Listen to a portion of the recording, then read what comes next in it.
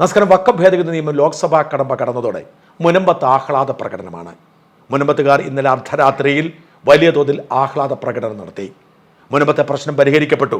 ഇനി മുനമ്പത്തുകാരുടെ ഭൂമി വഖഫിൻ്റെതായി മാറില്ല എന്നവർ വിശ്വസിക്കുന്നു. എന്നാൽ ഇന്നലെ ഈ ബില്ലുമായി ബന്ധപ്പെട്ട ചർച്ചയിൽ കേന്ദ്ര നിയമമന്ത്രി കിരൺ റിജിജു പറഞ്ഞത് ഇതിന് മുൻകാല പ്രാബല്യമില്ലെന്നാണ്. അതായത് നിയമം നടപ്പിലാക്കുമ്പോൾ മുതലേ നിയമം വരൂ, മുൻകാല പ്രാബല്യം ഉണ്ടാവില്ല എന്ന് പറയുന്നു. ഇത് മുനമ്പത്തുകാർക്കിടയിൽ ആശയക്കുഴപ്പമുണ്ടാക്കിയിട്ടുണ്ട്. അതിൽ പിടിച്ചാണ് ഇപ്പോൾ മുനമ്പത്തുകാരുടെ കൂടി എം പിയായ ഹൈബി ഈഡൻ രംഗത്ത് വന്നിരിക്കുന്നത്. ഇന്നലെ ലോക്സഭയിൽ ഇതേക്കുറിച്ച് ചോദ്യം ചോദിച്ചു. മുനമ്പത്തെ പ്രശ്നം എങ്ങനെ പരിഹരിക്കുമെന്ന് പറയൂ എന്ന് ചോദിച്ചു. ഇതൊരു കടങ്കഥയായി തുടരുകയാണ്. മുനമ്പത്തുകാരുടെ പ്രശ്നത്തിന് പരിഹാരമുണ്ടാവുമോ? മുൻകാല പ്രാബല്യമില്ലാത്ത ഒരു നിയമം ഇപ്പോഴുള്ള വിഷയത്തെ എങ്ങനെ കൈകാര്യം ചെയ്യും എന്ന ചോദ്യം. ഈ ചോദ്യത്തിന് ഉത്തരം കണ്ടെത്തേണ്ടതുണ്ട്. ഇതിൻ്റെ ആശയക്കുഴപ്പം മാറ്റേണ്ടത് കൃത്യമായി നിയമമന്ത്രി തന്നെയാണ്. എന്നാൽ പുതിയ നിയമം നടപ്പിലാവുന്നതോടെ അതിലെ പല വകുപ്പുകളും മുനമ്പം പോലുള്ള പ്രശ്നങ്ങൾക്ക് പരിഹാരമുണ്ടാക്കുന്നതാണ് എന്ന് വിശദീകരിക്കുകയാണ് BJP നേതാവ് കൂടിയായ ഷോൺ ജോർജ്. പല വകുപ്പുകളും മുനമ്പത്തെ ആളുകളുടെ അവകാശം സംരക്ഷിക്കുന്ന തരത്തിലാണ്. ഉദാഹരണത്തിന് വഖഫ് ട്രിബ്യൂണലിൽ തോറ്റുപോയാൽ ഹൈക്കോടതിയിൽ പോകാൻ അധികാരമുണ്ട്. നേരത്തെ അധികാരമുണ്ടായിരുന്നില്ല. അതുകൊണ്ട് വഖഫ് ട്രിബ്യൂണലിലെ കേസ് പൂർത്തിയായിട്ടില്ല. ഇനി വഖഫ് ട്രിബ്യൂണലിൽ ഈ കേസിൽ തീർപ്പുണ്ടാകുമ്പോൾ നിലവിൽ നിയമം നടപ്പിലായതിനു ശേഷമാവും തീർപ്പുണ്ടാവുക. അപ്പോൾ അപ്പീലായി പോകാം എന്നാണ് ഷോൺ ജോർജ് പറയുന്നത്. എന്നാൽ ഒരു ചോദ്യം അവിടെയും ബാക്കിയാണ്. നേരത്തെ രൂപപ്പെട്ടൊരു കേസ് അത് അന്തിമ വിധി പിന്നീടാണ് വരുന്നതെങ്കിലും പുതിയ നിയമം ബാധകമാകുമോ, പഴയ നിയമമാണോ എന്നതിനെക്കുറിച്ചുള്ള വിശദീകരണം ആവശ്യമാണ്. ഇതൊന്നും നടന്നില്ലെങ്കിൽ കുടികിടപ്പ് അവകാശത്തിന് മുൻകാല പ്രാബല്യമുണ്ടല്ലോ എന്നാണ് ഷോൺ ജോർജ് പറയുന്നത്. അതായത് കുടികിടപ്പ് അവകാശ നിയമം ഇപ്പോൾ നിലവിലുള്ള വഖഫ് നിയമത്തിന് ബാധകമല്ല. എന്നാൽ പുതിയ വഖഫ് നിയമത്തിന് കുടികിടപ്പ് അവകാശം ബാധകമാണ്. ഒരു നിശ്ചിത കാലം ഒരാൾ ഒരു സ്ഥലത്ത് താമസിച്ചാൽ അവർക്ക് കുടികിടപ്പ് അവകാശമുണ്ട്. അപ്പോൾ പുതിയ നിയമം ആ അവകാശം വഖഫിനും ബാധകമാക്കുമ്പോൾ പതിറ്റാണ്ടുകളെ താമസിക്കുന്ന ഭൂമി, അതായത് വില കൊടുത്ത് വാങ്ങിയതിന് ശേഷം 3 പതിറ്റാണ്ടിലേറെ താമസിച്ച ഭൂമി അവകാശപ്പെടാൻ എന്താണ് തടസ്സമെന്നാണ് ഷോൺ ജോർജ് ചോദിക്കുന്നത്. ഈ വിഷയത്തെക്കുറിച്ചും വഖഫ് വിഷയത്തിൽ നടത്തിയ പോരാട്ടത്തെക്കുറിച്ചും ഷോൺ ജോർജ് ഇന്ന് രാവിലെ സംസാരിച്ചത് കൂടി കേൾക്കുക. ഷോണേ, നമസ്കാരം. നമസ്കാരം. ഷോണെ, ഇപ്പൊ എന്തായാലും ഷോണിന്റെ വലിയൊരു പോരാട്ടം വിജയിച്ചിരിക്കുന്നു. ഞാൻ ആദ്യം അഭിനന്ദിക്കുന്നു. എന്റെ പോരാട്ടമല്ല കേട്ടോ, അത് മുനമ്പം ജനതയുടെ പോരാട്ടമാണ്. ഞങ്ങൾക്കൊക്കെ ചെയ്യാൻ പറ്റുന്ന കാര്യങ്ങൾ, ഞാൻ ഒറ്റയ്ക്കല്ല, എന്റെ പാർട്ടിയുടെ നേതാക്കളെല്ലാം ഈ വിഷയത്തിൽ അതിന്റെ ഗൗരവം മനസ്സിലുള്ളതാണ് ഈ വിഷയത്തിന്റെ വിജയം. അത് ജോഷി മയ്യാറ്റിൽ അച്ഛനും ആന്റണി അച്ഛനും അതുപോലെ ആ മുനമ്പം ജനതയിലെ ഓരോ വ്യക്തികളും, ഓരോ സമരസമിതിയുടെ ഓരോ വ്യക്തികളും എല്ലാവരും നിർണായകമായ പങ്ക് വഹിച്ചു.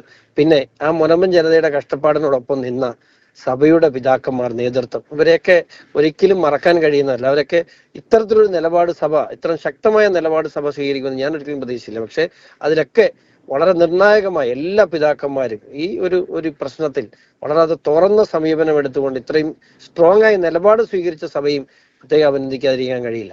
ഈ സഭ ഇങ്ങനെ നിലപാടെടുത്തു എന്ന് പറയുമ്പോഴും ഞാൻ മനസ്സിലാക്കിയത്, ഞാൻ കേട്ടതും അതിന്റെ പിന്നാലെ വലിയൊരു ഹാർഡ് വർക്ക് ഷോൺ നടത്തിയെന്നാണ്.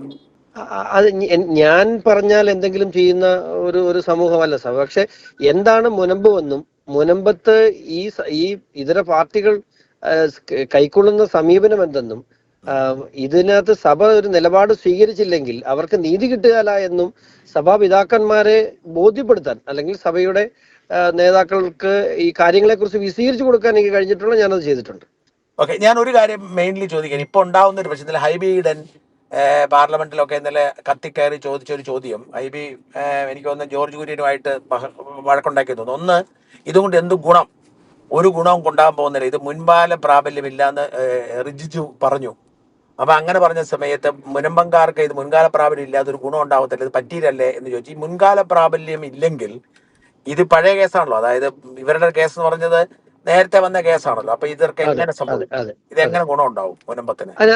അതിനകത്ത് ഇന്ന് മുനമ്പം ജനത പറഞ്ഞൊരു കാര്യം എനിക്കും പറയാനുള്ളൂ. ഹൈബി 8 മാസമായി വിഷയം തുടങ്ങിയിട്ട് ഹൈബിക്ക് ഈ വിഷയത്തെക്കുറിച്ചും ഈ പ്രശ്നത്തെക്കുറിച്ചും ഇതിന്റെ നിയമത്തെക്കുറിച്ചും പറഞ്ഞു കൊടുക്കാൻ മുനമ്പംകാർ കുറച്ച് കുട്ടികളെ നിയോഗിച്ചിട്ടുണ്ട്. അവർ ഇതിനേക്കാൾ നന്നായിട്ട് പഠിച്ചിട്ടുണ്ടെന്ന് അവർ. ഇതിനകത്ത് സെക്ഷൻ 2 ഞാൻ നേരത്തെ സൂചിപ്പിച്ചു, സെക്ഷൻ 2ന്റെ അമെന്റ്മെന്റ് കൃത്യമായിട്ട് ഹൈബിക്ക് ഒന്ന് വായിച്ചാൽ, അത് ഞാൻ വേണമെങ്കിൽ ഒന്ന് വായിച്ച് കേൾപ്പിക്കാം. അത് സെക്ഷൻ 2 അമെന്റ്മെന്റിൽ കൃത്യമായി വളരെ വളരെ കൃത്യമായി പറഞ്ഞിട്ടുള്ള ഒരു കാര്യം, സൊസൈറ്റികൾക്കോ ട്രസ്റ്റുകൾക്കോ ഏതെങ്കിലും ഒരു പർപ്പസിൽ ഒരാൾ വഖഫ് ചെയ്ത് കൊടുത്താൽ, അല്ലെങ്കിൽ ഇപ്പൊ ഇവരെ സംബന്ധിച്ചിടത്തോളം വിദ്യാഭ്യാസ ആവശ്യങ്ങൾക്കായിട്ട് ഫാറൂഖ് കോളേജ് ഒരു എഡ്യൂക്കേഷണൽ ട്രസ്റ്റ് ആണ്. അത്തരത്തിലുള്ള ട്രസ്റ്റുകൾക്ക് ഇത് ചെയ്ത് വഖഫ് ചെയ്ത് കൊടുത്തിട്ടുണ്ടെങ്കിൽ, അവർക്ക് ദാനമായി നൽകിയിട്ടുണ്ടെങ്കിൽ, ഇവരുടെ ഗിഫ്റ്റഡ് ആണ്, ദാനമായി കൊടുത്തിട്ടുണ്ട് എങ്കിൽ അതിന് ആ പർപ്പസിന് വേണ്ടി ഉപയോഗിക്കാൻ വേണ്ടിയാണ് കൊടുത്തിട്ട്, അല്ലെങ്കിൽ ഒരു പ്രത്യേക പർപ്പസിന് വേണ്ടിയാണ് കൊടുക്കുന്നതെങ്കിൽ അതിന് വഖഫ് ബോർഡിന് അതിന് ക്ലെയിം ഉന്നയിക്കാൻ കഴിയില്ല. അതിന് ആ സെന്റൻസിൽ കൃത്യമായിട്ട് തന്നെ ഇത് ഈ നിലവിൽ ഈ ആക്ട് വരുന്ന സമയത്തോ അതിനു മുമ്പോ ഏതെങ്കിലുമുള്ള കോടതി വിധികൾ ഉൾപ്പെടെ ഇത് ബാധകമാണെന്ന് കൃത്യമായിട്ട് ആ ആക്ടിൽ ഭേദഗതിയിൽ പറഞ്ഞിട്ടുണ്ട്. അടുത്ത് ഹൈബി ഒന്ന് വായിച്ചു നോക്കിയാൽ മതി. അങ്ങനെ പറഞ്ഞിട്ടുണ്ട്, കോടതി വിധി വന്നിട്ടുണ്ടെ പോലും ബാധകമെന്ന് പറഞ്ഞിട്ടുണ്ട്, ബാധകമാണ് എന്ന ആക്ടിലുണ്ട്. ഞാൻ അയച്ചു തരാം. Okay okay okay okay. അപ്പോ സ്വാഭാവികമായിട്ട് അതുകൊണ്ട് ഇത് ബഹുമാനപ്പെട്ട സംസ്ഥാന പ്രസിഡന്റ് ശ്രീ രാജീവ് ചന്ദ്രശേഖർജി ഏതാനും നിമിഷങ്ങൾക്കകം തന്നെ ആ കാര്യത്തെ കുറിച്ച് ഒരു വ്യക്തത വരുത്തും അദ്ദേഹത്തിന്റെ ഫേസ്ബുക്കിലൂടെ. അപ്പൊ അതുകൊണ്ട് ഒരു തരത്തിലും ആശങ്കപ്പെടേണ്ടതില്ല, ഒരു തരത്തിലും ആശങ്കപ്പെടുന്നത്. കാരണം ഇത് എന്നേക്കാൾ കൂടുതൽ ഹൈക്കോടതിയിലെ അഭിഭാഷകരെക്കാൾ കൂടുതൽ മുനമ്പം ജനത ഈ നിയമം പഠിച്ചിരിക്കുന്നു. അവരത് കൃത്യമായി മനസ്സിലാക്കി തന്നെയാണ് ആഹ്ലാദ പ്രകടനം നടത്തിയത്.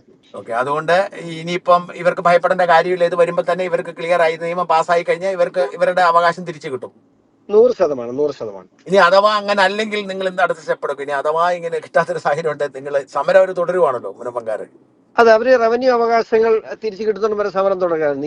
ഞാനൊരു കാര്യം പറയട്ടെ, ഞാൻ എന്റെ ഒരു സ്വാർത്ഥത കൊണ്ട് പറയുന്നതെന്ന് കുട്ടിക്കോ, ഇപ്പൊ എന്റെ കയ്യിലല്ലല്ലോ ഈ ബോള്.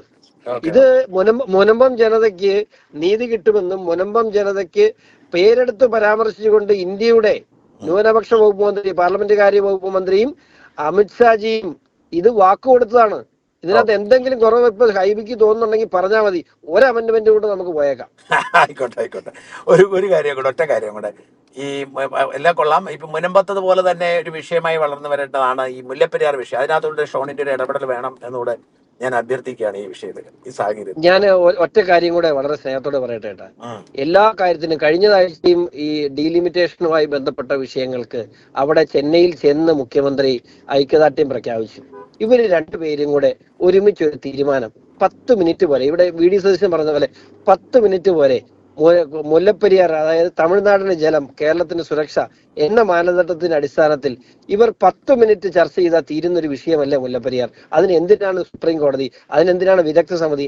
ഒരു കാര്യം വ്യക്തമാണ്, ഈ വെള്ളം അവർക്ക് കൊടുത്തില്ലെങ്കിൽ തമിഴ്നാട്ടിലെ 6-7 ജില്ലകൾക്ക് വെള്ളമില്ല. അവർക്ക് ആ കൃഷി ആവശ്യമാണ്. അവരുടെ കൃഷിക്ക് ഒരു പരിധിവരെ മലയാളികൾക്കും ആവശ്യമാണ്. നമുക്ക് എന്താ ആവശ്യം? നമ്മുടെ ജനം സുരക്ഷിതമായിരിക്കണം. അതിനെന്താണ് മാർഗം? ഇവർ 10 മിനിറ്റ് ഇരുന്നാൽ തീരുന്ന പ്രശ്നമല്ലേ? എന്തിനാണ് രണ്ട് ജനതകളെ തമ്മിലടിപ്പിച്ച് ഇതിന്റെ രക്തം ഊറ്റി കുടിക്കാൻ ഇവർ നിൽക്കുന്നത്? അവിടെ എന്താണ് പ്രസക്തി? ഒരു കാര്യം, ഒറ്റ കാര്യം ചെയ്യാം. പ്രധാനമന്ത്രിയുടെ അധ്യക്ഷതയിൽ ഈ രണ്ട് മുഖ്യമന്ത്രിമാരെ ഒരുമിച്ച് വിളിക്കാം, ഇവർ ഒരുമിച്ചിരുന്ന് തീർക്കാവോ? അതിന്റെ ഒന്നും ആവശ്യമില്ലല്ലോ. അറിയപ്പെടുന്ന അടുത്ത സുഹൃത്തുക്കളുടെ സ്റ്റാലിനും പിണറായിയും, അവർക്ക് പിന്നെ ഈ വിഷയത്തിന് മാത്രം എന്താ ചർച്ച നടത്താൻ പറ്റില്ലാത്ത? ഓക്കെ ഷോണെ, ഓൾ ദ ബെസ്റ്റ്. ചാക്കോച്ചന് എല്ലാവിധ ആശംസകളും നടക്കട്ടെ. Thank U.